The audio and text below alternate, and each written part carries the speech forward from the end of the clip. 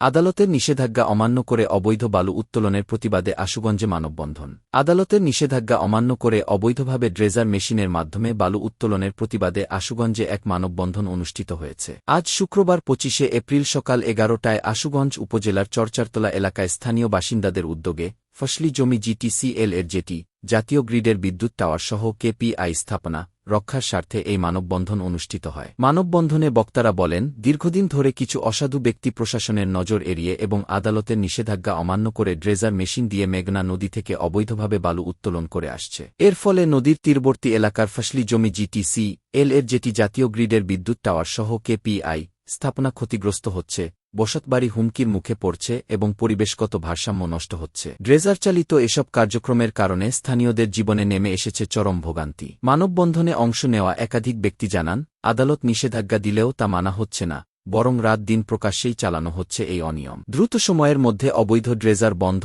এবং দোষীদের বিরুদ্ধে কঠোর আইনি ব্যবস্থা গ্রহণের দাবি জানান। অন্যথায় কঠোর আন্দোলনের হুঁশিয়ারি দেন তারা। মানববন্ধনে বক্তব্য রাখেন আশুগঞ্জ উপজেলা বিএনপির সাবেক সাধারণ সম্পাদক মোহাম্মদ আব্দু মিয়া, আশুগঞ্জ উপজেলা ছাত্রদল এর সাবেক সভাপতি সেলিম পারভেজ, চরচারতলা ইউনিয়ন যুবদলের সভাপতি মোহাম্মদ ফারুক সরকার, উপজেলা ছাত্রদলের যুগ্ম সাধারণ সম্পাদক রানা, ব্যবসায়ী মোহাম্মদ শাহজাদা সাজু। এ সময় স্থানীয় নানা শ্রেণী পেশার মানুষ অংশ নেন। সরজমিনে গিয়ে দেখা যায়, উপজেলা বিএনপির সাধারণ সম্পাদক হাবিবুর রহমান মুন্সির নেতৃত্বে লিজ শর্ত অমান্য করে কিছু আওয়ামীপন্থীদের নিয়ে এ ব্যবসা পরিচালনা করছেন তিনি। আশুগঞ্জ উপজেলা নির্বাহী অফিসার রাফে মোহাম্মদ ছড়া বলেন, তদন্ত সাপেক্ষে যথাযথ আইনগত ব্যবস্থা গ্রহণ করা হবে। প্রসঙ্গ, লিজ গ্রহীতা কামাল কনস্ট্রাকশন এর স্বত্বাধিকারী নেত্রকোনা আওয়ামী লীগের নেতা কামাল হোসেন।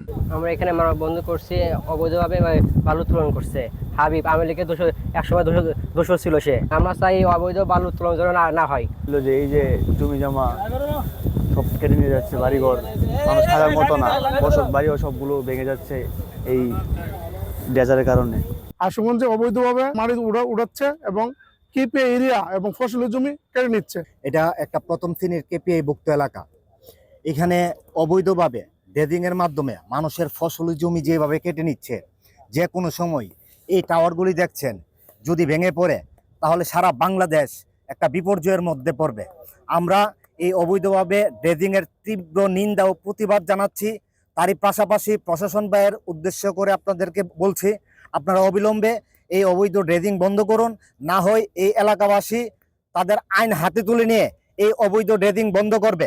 আজকে যে মানববন্ধন হচ্ছে, এটি আপনারা সবাই জানেন, আপনার মিডিয়ার বাইরে যারা আছেন, এটা কেপিআই প্রতিষ্ঠান। এই আশুগঞ্জে ৩-৪টা কেপিআই প্রতিষ্ঠান আপনার ধ্বংসের মুখে চলে যাচ্ছে তাদের এই অবৈধ বালু উত্তোলনের জন্য। যার নামে অর্ডারটি হয়েছে সেই নেত্রকোনা আওয়ামী লীগের নেতা, তার নামে কিভাবে অর্ডার হয়? এই ফেসিবাদী সরকারের লোকের দ্বারাতে যদি এখনো বালু উত্তোলনের অর্ডার হয়, তাহলে আমরা আশুগঞ্জবাসী কিভাবে মেনে নেব বা বিএনপির নাম কিভাবে আসবে কেন?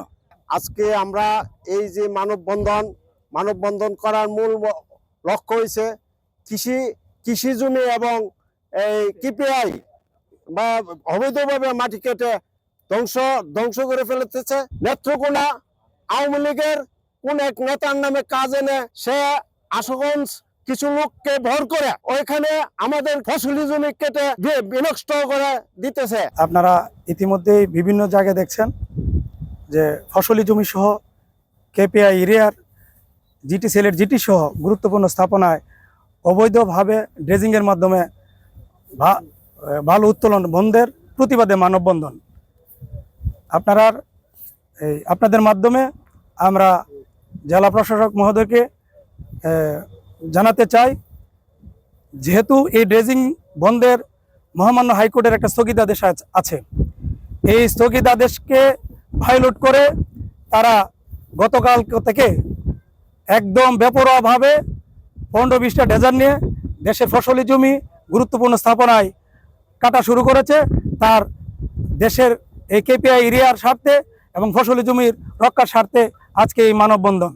মানুষ স্বতঃস্ফূর্তভাবে এই মানববন্ধনে অংশগ্রহণ করেছে।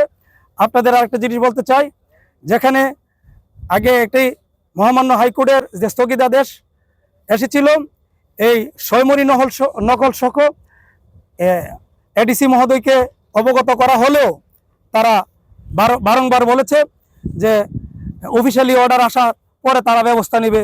এই দিক দিয়ে তাদেরকে অবৈধভাবে ড্রেজিং করার সুবিধা করে দেয়। আর গত বুধবারে এই ব্যাপারে চেম্বার জজ একটা শুনানি হয়েছে। এই শুনানির পরিপ্রেক্ষিতে এডিসি সহ ইউনোরা এখানে তাদের কোনো অফিসিয়ালি অর্ডার ছাড়াই তাদেরকে অবৈধভাবে বালু উত্তোলন করার ইয়াদে তার তীব্র নিন্দা এবং প্রতিবাদ এলাকাবাসী করছে। আমরা অবিলম্বে এই অবৈধ ড্রেজিং বন্ধের দাবি জানাচ্ছি।